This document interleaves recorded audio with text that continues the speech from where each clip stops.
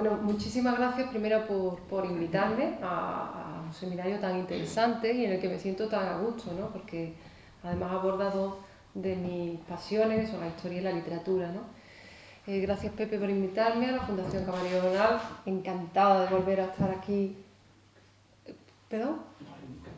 Ah, ¿este de aquí? ¿Qué? ¿Este? No, este.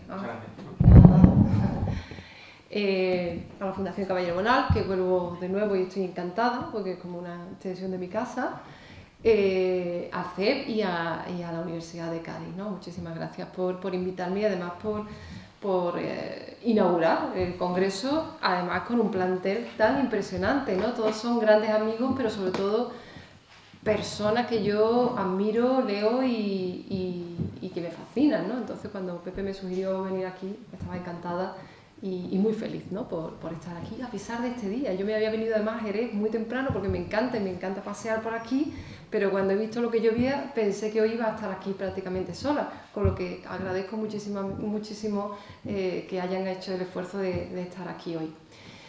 Bien, efectivamente es un personaje un poco curioso, ¿no? por los temas que abordo, pero les confieso que está lleno de sinceridad, de cosas que a mí me interesan, ¿no? Es verdad que, como decía Pepe, yo vivo del periodismo, es que es muy difícil vivir de la literatura en este país, ¿no? Pero el periodismo también me ha dado cosas interesantes, e incluso a pesar de... además trabajo en un periódico de información diaria, que a veces es difícil dedicarse o centrarse en la investigación cultural, ¿no? El periodismo de investigación cultural, yo creo mucho en ese tipo de periodismo como clave para la divulgación, por ejemplo, ¿no? Pero es realmente difícil, yo lo paso muy mal y ahora les contaré algunas de las cosas que me han ocurrido, que creo que han terminado felizmente, ¿no? Pero a costa de sacrificios bastante importantes. Bueno, efectivamente todo empieza con un libro muy polémico en el que lo paso bien y mal, que es el libro maldito del Rocío, ¿no? Es un libro que, como andaluza, yo creo que lo hice pues, porque creo que sobre determinadas cosas se da una imagen, ¿no? Concreta. Normalmente ese tipo de libros periodísticamente siempre lo cuenta un tipo de periodista muy fascinado y que tiene una mirada concreta, y a mí parecía que hacía falta otra mirada, una mirada de aquí, no de alguien que viene de fuera y observa con distancia, sino alguien de aquí que mira y contempla eso incluso con un punto de parodia, ¿no? Que es lo que a mí me apetecía. Entonces ese es un tipo de libro que comenzó a partir de una serie de crónicas y reportajes que hice yo con esa distancia que creo que es necesaria para contar ciertas cosas, y que al final me invitaron a que fuera un libro, ¿no? Es un libro que es una especie de novelas, reportajes, es una cosa extraña, en el fondo es mi primer libro, ¿no? Y ahí me di cuenta de que era rarita porque tuve muchos problemas y de hecho el director de mi periódico, recuerdo perfectamente el día que me llamó al despacho, fue precisamente el año en el que yo publiqué ese libro, y me dijo: vas a dejar de escribir sobre el Rocío porque te voy a tener que poner un guardia de seguridad, porque han empezado a llamar, hay amenazas, en fin, que la cosa es un poquito problemática. Yo estaba encantada porque yo había estado haciendo durante 7 años ese tema en el periódico, había escrito ya un libro y era un tema que ya no tenía ganas de ir más allá. Es decir, había incluso programas que me llamaban como para ser la heterodoxa, la replicante, y no me interesaba nada. Yo simplemente tenía la intención de dar otra mirada.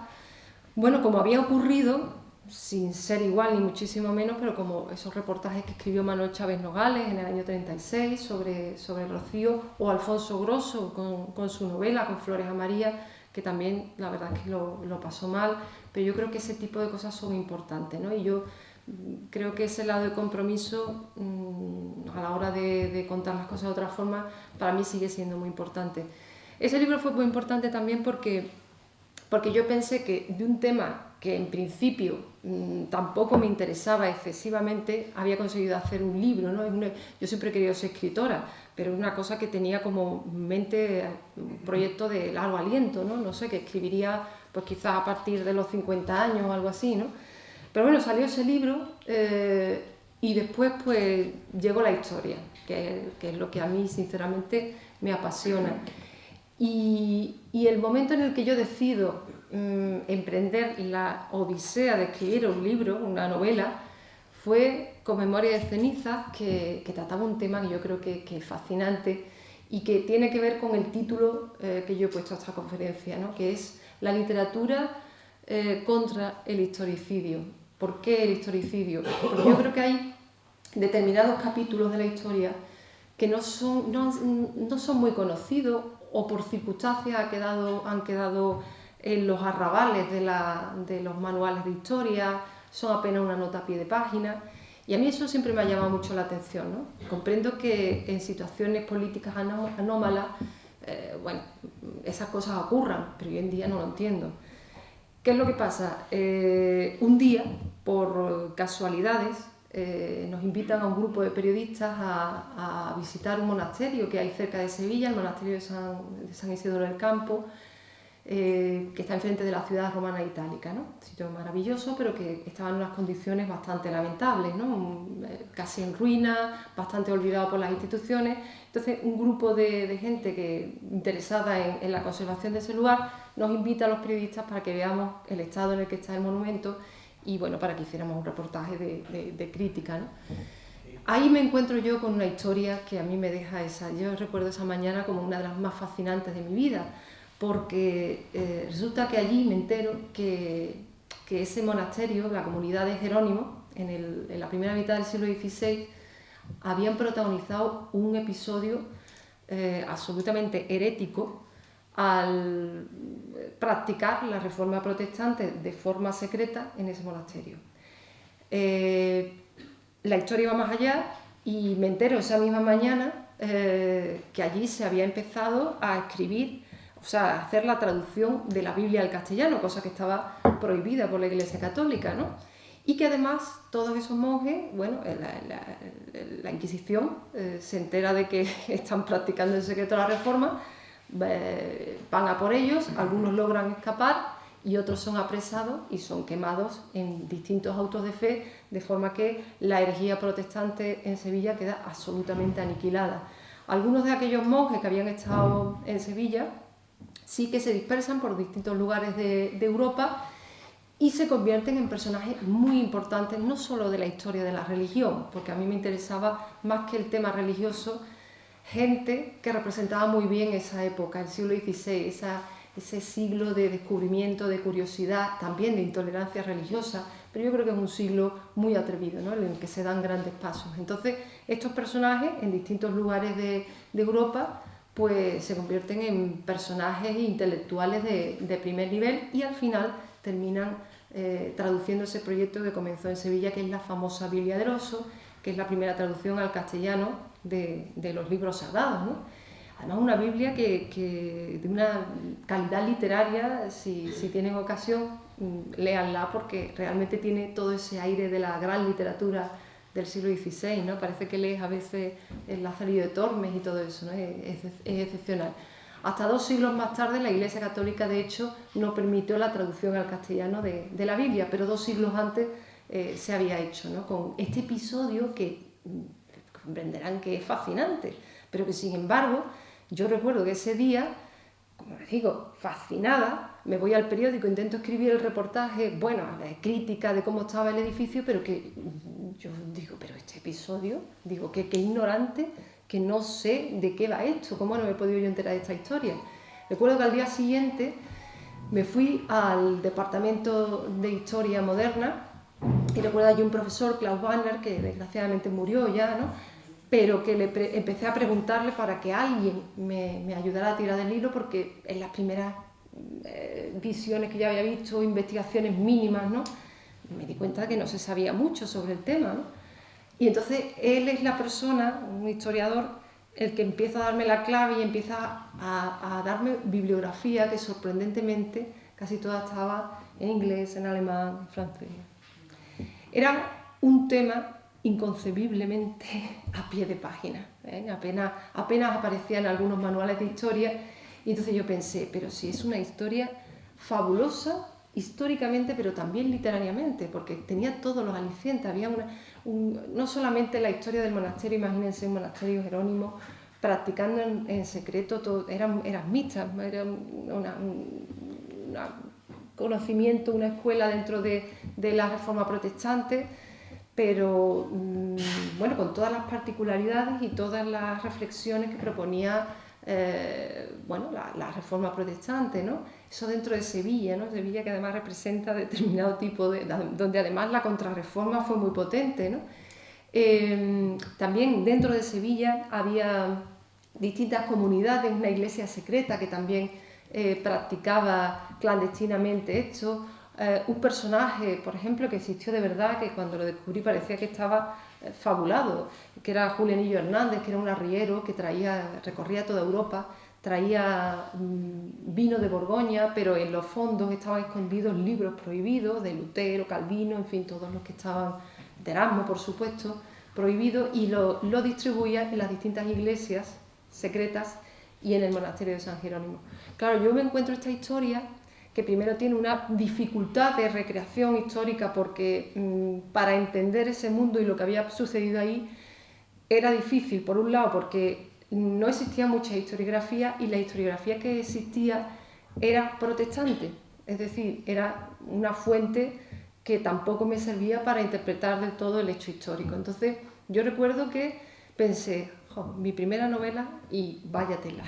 O sea que era un reto bastante complejo. Al mismo tiempo había que añadir, pues bueno, la dificultad fascinante de recrear la Sevilla del siglo XVI, ¿no? Que recuerdo que eso fue fabuloso, pero también complicado, porque hay una Sevilla de la primera mitad del siglo XVI y una Sevilla de la segunda mitad del siglo XVI que es muy diferente, aunque parezca igual, ¿no? Entonces, todo esto sucedía en la primera mitad y había que tener muy claro lo que sucedía en cada etapa. A mí, desde luego, la novela histórica, que como tú decías, tiene mucho éxito comercial, me parece que también se ha abusado mucho de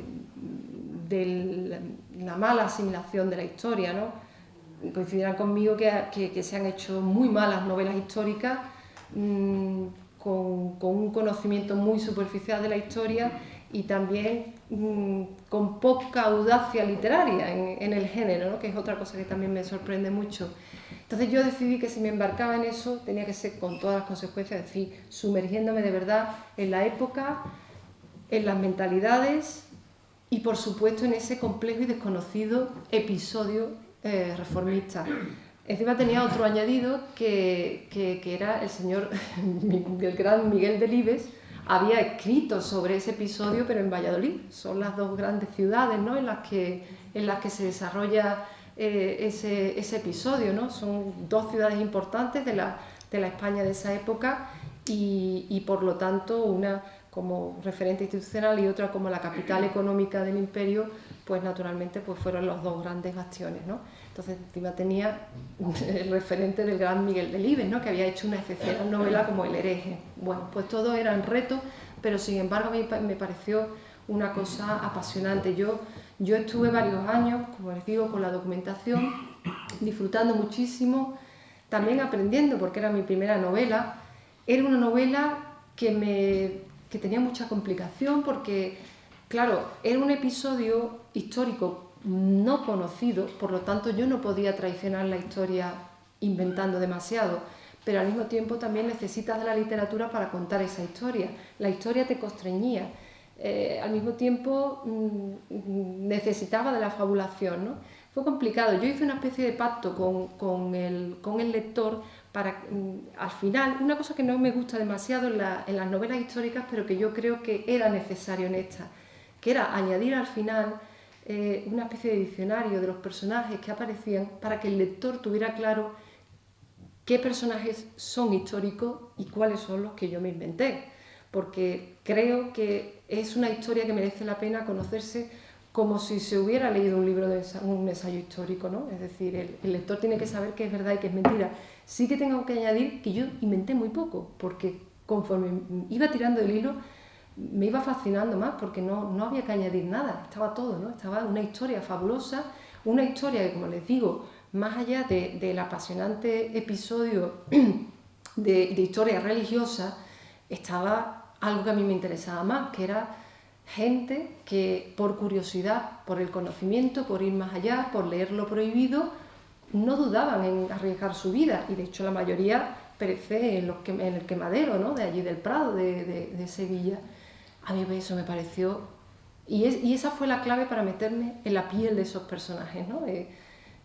Porque ahí sí me lo creo yo, es decir, yo a lo mejor creo, no lo sé, lo habría hecho. Es decir, yo hubiera sido una osada del siglo XVI, fascinada por lo que estaba sucediendo en mi siglo, ¿no?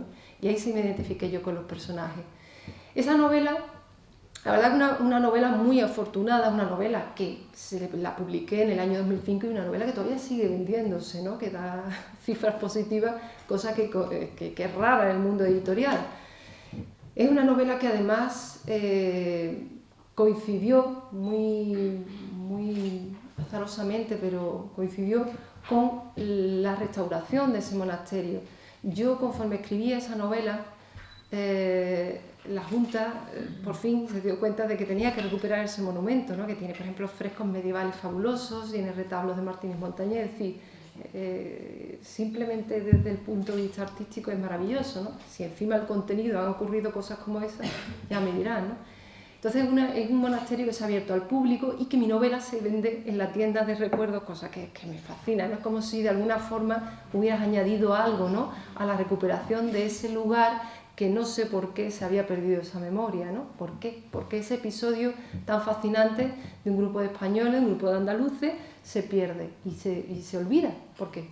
Entonces yo creo que ahí la literatura sirve para eso, ¿no? Para rescatar de ese historicidio, quizás, yo creo que fruto de la herencia de una bibliografía histórica que durante muchos años quizás estuvo determinada por los temas religiosos, por la Iglesia Católica, y que después, pues no sé por qué, cuando ya eso supuestamente no es tan importante, ha seguido así, ¿no? Entonces, bueno, yo quiero creer que he añadido algo, ¿no? al conocimiento de eso, y es verdad que mucha gente que me dice, caramba, no conocía este episodio, y digo, yo tampoco. Esa maravillosa mañana que fui a ese monasterio, pues lo descubrí, ¿no? Y quise recuperarlo a través de ese libro, ¿no? Ese fue el primer libro, Memoria de ceniza. El segundo, que era Hijos del mediodía, era otro episodio. Me estoy pasando, si voy por la segunda novela. Pero no hemos comenzado de forma puntual. Bueno, muy rápido. La segunda novela era un tema que a mí me interesaba también mucho, que era las vanguardias históricas anteriores a la Guerra Civil. Me interesa mucho esa España antes de la Guerra Civil. Era un mundo deslumbrante con sombras y luces, naturalmente, pero que me parece que después del horror de la guerra desaparece. Y entonces me parece también una época justamente olvidada, ¿no? que tiene destellos muy interesantes. Es mi novela más sevillana, aunque la de Memoria de ceniza sea una novela que se sitúa en mi ciudad, pero Hijos del mediodía yo considero que es mi novela de la ciudad, y rescataba efectivamente a ese grupo de poetas, entre mil comillas, pero sí, creo que un grupo de segunda dentro de todos estos grupos de autores de la Edad de Plata que crearon revistas literarias. El grupo Mediodía tiene algunas particularidades, eran casi todos poetas conservadores, poetas que hay un gran problema, creo, en Sevilla, que es el escritor que escribe solo de Sevilla. En Sevilla es reconocido a medias, casi nadie le lee en el fondo, y después no sale, no se proyecta afuera, ¿no? Entonces todos ellos eran poetas interesantísimos en los años 20 y 30, pero luego llega la guerra y es como si se hubieran metido en una concha, ¿no? Se refugian en una concha dentro de la ciudad, y bueno, yo creo que han sido poco reconocidos fuera. Pero me gustaba todo ese mundo de esas vanguardias castizas en las que ellos se reunían, hacían cenas súper realistas, despunta cierto mundo libertario también, pero claro, todo eso queda aniquilado. Yo recuerdo que uno de los episodios que mejor me lo pasé escribiendo, aunque un poco de forma transgresora, fue cuando situó, que es verdad que sucedió, la reunión de la generación del 27 en Sevilla, en un diciembre lluvioso precisamente. Entonces yo reconstruyo esa historia, pero no la conocida, sino la que se intuye a través de las cartas, algunos poemas, las declaraciones de algunos de ellos, y en el fondo lo que se retrata es 3 días, unos pocos más, muy divertido entre un grupo de jóvenes pues que se emborrachan, que se lo pasan muy bien en Sevilla y que en los que apunta lo que viene, ¿no? que son los grandes poetas de una generación que desgraciadamente bueno, queda dispersa y bueno, muy desaparecida. Esa fue Hijos del Mediodía. La tercera novela fue El culo de la memoria. El culo de la memoria trataba sobre ese tema de las misiones pedagógicas, que me parece que es otro tema que no se ha tratado mucho literariamente. Incluso la bibliografía, me encontré con que no había mucho. Coincidió oportunamente una exposición en el Centro Conde Duque, coincidió cuando yo estaba escribiendo la novela y se hizo un catálogo fantástico, pero la verdad es que antes de eso no se había tratado casi nada del tema, cuando es un episodio de los más interesantes de la historia de España, ¿no? Bueno, ese grupo de profesores, de jóvenes creadores que se lanzan a las aldeas y pueblos perdidos donde no llega la cultura. Pues bueno, ellos llevan sus bibliotecas ambulantes, las reproducciones de los cuadros del Museo del Prado, discos con grandes repertorios de música, las proyecciones de cine, en fin, una historia absolutamente fabulosa, muy breve, un momento absolutamente espectacular y progresista y revolucionario, ¿no? La revolución de la cultura y la educación, ¿no? Eso es lo que este país debería creer más, ¿no? Bueno, pues se produce en ese momento. Esa novela, yo quería retratar dos cosas. Las misiones pedagógicas, a través de la historia de un grupo de jóvenes que se conoce en esos momentos y que, por la guerra, el viento sucio de la guerra, ¿no? que decía Salinas, quedan dispersos y que, bueno, cada uno le ocurre una cosa y que su epopeya humana se reconstruye desde el presente a través de la investigación curiosa de una investigadora que reconstruye la historia de ella, qué les pasó a ese grupo de amigos, ese grupo de jóvenes que quería cambiar las cosas, pues bueno, después de la guerra, ¿no? Y era la otra parte del libro que a mí me interesaba mucho, que era otro episodio que yo creo que no se había incorporado, que no se había tratado mucho, por lo menos literariamente, que era el tema del exilio, el exilio intelectual. Una novela que arranca con las misiones pedagógicas y termina con el terrible episodio del exilio, ¿no? El exilio intelectual español, pero que creo que es un episodio de nuestra cultura, que si bien las figuras de primera línea sí que yo creo que Cernuda, Alberti, María Zambrano, en fin, sí que se han incorporado naturalmente y forman parte de la cultura oficial, pero que hay una cantidad de personajes, no voy a decir de segunda o de tercera fila porque tienen una obra verdaderamente deslumbrante, pero sí que forman parte de toda esa generación perdida y que desgraciadamente no se han incorporado. Yo recuerdo la dificultad de encontrar muchos de los libros de ellos, los libros de memorias interesantísimos, de diarios, porque ellos tenían una obsesión por contar lo que les había sucedido, ya que tenían la conciencia, ¿no?, de que se iba a olvidar. ¿Quién se iba a acordar de ellos si la mayoría están enterrados fuera de España porque muchos de ellos no pudieron regresar, ¿no? Entonces esa novela tenía esos dos lados, esas dos versiones, y fue como los tres episodios sobre la historia de España, sobre una España que pudo ser y que no fue, la de la Reforma, la de las vanguardias y la del exilio, que a través de la literatura yo intenté de alguna forma hacer justicia, en fin, la mínima justicia que yo puedo añadir, ¿no? Pero que bueno, quizás la literatura, creo que hecha con seriedad, con un pacto con el lector para no solo entretenerle, sino hacerle reflexionar o, en fin, una serie de cosas que me parecen serias, que van más allá del puro ocio y entretenimiento, pues yo creo que bueno, eso es lo que intenté. En el Club de la Memoria se dio una circunstancia curiosa. Yo estuve investigando durante mucho tiempo y me di cuenta de que había una gran cantidad de obras, de historias dispersas que merecían la pena rescatarse. Y ahí sí que yo creo que fue de las épocas más felices de mi vida porque compaginé muy bien la parte de novelista y la parte de periodista y la parte de historiadora, pero no historiadora porque yo investigue cosas nuevas, sino quizás de divulgadora de la historia, ¿no? Porque al ir preparando la novela, fui publicando en el periódico, en El Mundo, una serie de como microbiografías, ¿no? De todos estos personajes, centrándome en Andalucía, todos estos exiliados, de los que no se conocía mucho, ¿no? Y al final quedó una serie que la gente la recortaba y me la comentaba y que al final terminó en un libro, ¿no? Entonces es un libro que al final ha terminado siendo una especie de ensayo, que es una especie de continuación de la novela también, de forma que crea un círculo bastante interesante, ¿no? Que es por un lado la divulgación cultural en el periódico, que termina en un ensayo histórico, no me atrevo a decir histórico, pero sí de divulgación histórica, y que también tiene su lado en la recreación de esa parte de nuestra historia a través de la novela, ¿no? Entonces, bueno, esa fue mi trilogía de la memoria española, que llamo yo. Ya con el tiempo pues ves que tiene cierto empaque eso, y que ahora efectivamente estoy metida en esta nueva historia que es la Galería de Novelas Europeas, que bueno, también parten de esa necesidad de curiosidad, de duda, como ciudadana europea, de hacia dónde va Europa, ¿no?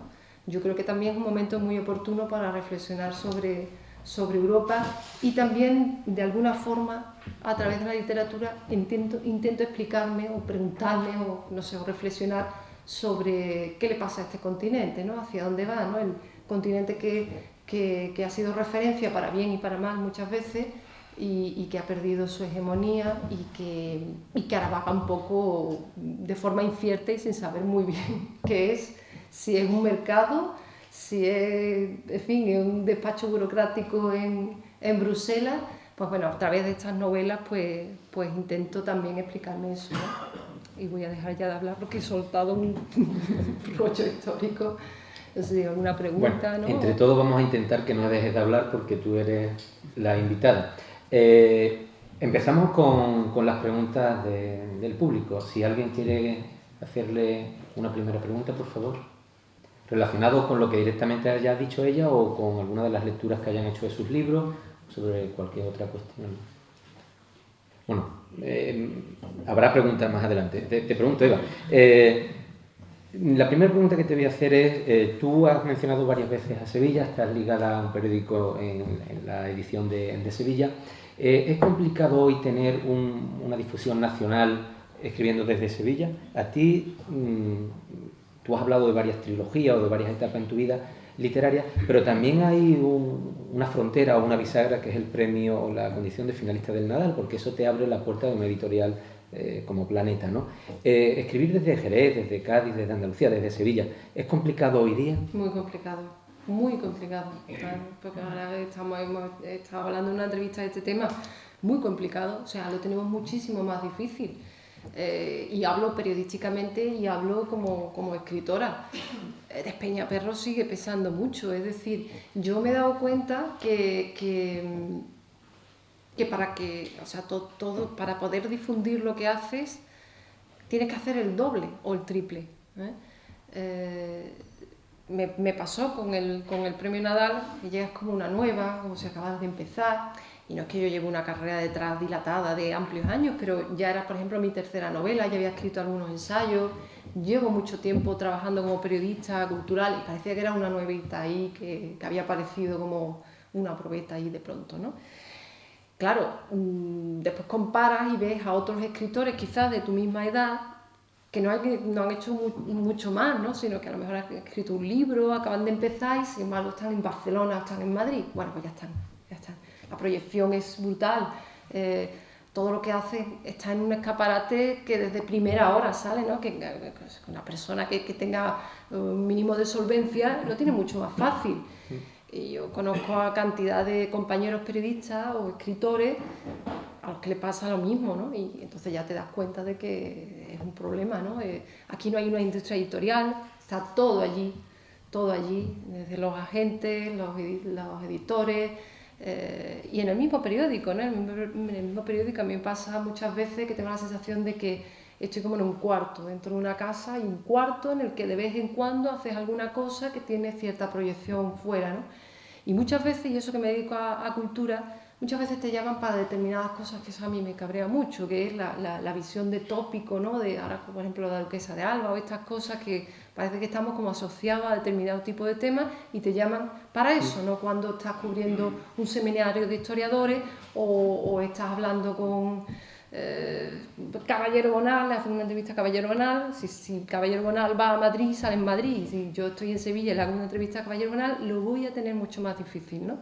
Entonces, claro, hay veces que eso cansa mucho y es verdad que es un sobreesfuerzo, o sea, sí, yo lo digo desde, ya llevo muchos años reflexionando sobre este tema, ¿no? Y yo me considero afortunada, porque bueno, tengo como un piececito allí, ¿no? Y que te conoce, te ha costado mucho trabajo, pero bueno, pero sí, es evidente, muchísimo más trabajo. O sea, trabajar desde aquí es mucho más difícil. Sí, es que en la vida cotidiana, si tú vas a una presentación de un libro en Jerez y vas a una presentación de un libro en Madrid, a la gente que te puede encontrar aquí o te puede encontrar allí es diferente, porque quien mueve los hilos del circuito literario, los premios literarios, las editoriales, los agentes, estarán preferentemente en Madrid y por tanto si quieres buscar contactos más fácilmente lo vas a tener allí, ¿no? Sin duda. Está claro, ¿no? Y luego, otra cosa que te quería decir, has hablado de la novela histórica. Yo pienso como tú, la novela histórica, que se vende tantísimo, al igual que la novela negra o de intriga, tiene dos grandes defectos a mi parecer. Tú más o menos has dicho también lo mismo. Por un lado, que están excesivamente documentadas o que la documentación no está bien filtrada. Y por otro lado, que la novela histórica parece que no ha sabido absorber la evolución de la novela del siglo XX. Hay escritores de novela histórica que en el 2014 siguen escribiendo sin saber que en el 1914 se publicó el Ulises de Joyce, ¿no? Claro. Entonces, tú has dicho exactamente que hay poca audacia en el género, ¿no? Y efectivamente me parece que son novelas muy conservadoras, parece que son novelas del 19, ¿no? No, vamos, coincide absolutamente, a mí me sorprende. Es decir, pesa demasiado el género, pero el género entendido como un corsé. Es decir, es como si hablar sobre el pasado o escribir sobre el pasado estuviéramos limitados a hacerlo como se hacía en el siglo XIX, cosa que no entiendo, efectivamente, después de Joyce, después de Cortázar, después de Borges, que no, es una cosa que siempre me ha llamado mucho la atención y que a mí me ha provocado mucha insatisfacción, porque a mí me encanta la historia, me encanta leer ensayos, me gusta mucho la literatura, pero normalmente no encuentro buenas novelas históricas literarias. Es muy difícil, entonces sí que es verdad que, por ejemplo, eso yo no me lo planteé en mi primera novela, porque la primera novela, primero que era la primera novela, esto es también, la literatura tiene mucho de oficio y te das cuenta de que conforme vas avanzando vas aprendiendo, entonces tampoco me podía permitir muchas osadías porque ni siquiera sabía si iba a concluir o a culminar esa novela, ¿no? Y además esa novela, como les decía, tenía una intención histórica, es decir, yo no podía traicionar haciendo cosas demasiado audaces literariamente, sino que era muy sierva, digamos, de esa historia, ¿no? Ahí sí que lo tenía bastante claro. Después ya no, después ya me he atrevido, sobre todo con El sonámbulo de Verdún, que es una novela que arranca en la Primera Guerra Mundial y que es la primera de esta galería de novelas europeas. Ahí sí que me lo propuse de verdad, la necesidad de contar la historia o hacer una novela de época, pero como una observadora, como una escritora del siglo XXI. Es que es lógico, ¿no? O sea, me parece absurdo estar escribiendo como en el siglo XIX, con técnicas muy ingenuas, muy previsibles, efectivamente con una documentación muy... Hay autores que a lo mejor, en el mejor de los casos, se han documentado mucho, pero que luego arrastran todo ese lastre, como queriendo demostrar lo bien documentados que están. O como que les da pena luego dejar en el disco duro claro, mucha información, ¿no? información, un año entero claro, investigando y luego no dejarlo, ¿no? Claro. Lo que pasa es que, por ejemplo, ahí sí que me di yo cuenta de lo importante, por ejemplo, en El sonámbulo de Verdún, fue muy difícil porque, claro, es una novela que aborda todo el siglo XX, pero arranca en la Primera Guerra Mundial. Gran dificultad para el lector español, es una guerra poco conocida aquí. Entonces, primero tuve que sumergirme en una guerra que yo tampoco conocía más que de superficialidades, ¿no? Eso fue tremendamente complejo, muy interesante, ¿eh? Me ha parecido, y además me confirma que esa novela, que era una novela que pretendía explicar la Europa del siglo XX, tenía que empezar en la Gran Guerra, porque ahí es donde empieza la pesadilla del siglo XX, no en la Segunda Guerra Mundial, empieza ahí, ese es el prólogo de verdad. Recuerdo que me documenté muchísimo, primero para entenderlo yo, pero luego todo eso al lector no le puede llegar todo ese exceso de documentación, imposible. Es verdad que yo me documenté hasta el exceso de saber hasta la indumentaria que tenía un soldado francés en el año 17. Yo necesito saber eso, el lector no. Tiene que quedar la pincelada, tiene que quedar la psicología del personaje, del soldado, que está en una trinchera, como una madriguera esperando a la muerte. Es así, ¿no? Leí muchísimas memorias, muchos libros en primera persona, ¿no? Sobre esa gran pesadilla. Pero después todo eso no puede ese es uno hay de que los saber grandes filtrar, lastres. todo eso tiene que estar muy filtrado. Si no es una pesadez. Si no, para eso te vas a un ensayo. Sí, claro. Abrumas al lector con documentación, ¿no? Y hay que ser audaz no en la documentación, sino en la estructura, en la conformación del personaje, en el punto de vista desde el que cuenta. Claro. En fin, que hay otras formas de abrumar al lector y no precisamente con datos históricos. Claro, con ese exceso. Ahora sí, ¿habrá alguna pregunta, por favor?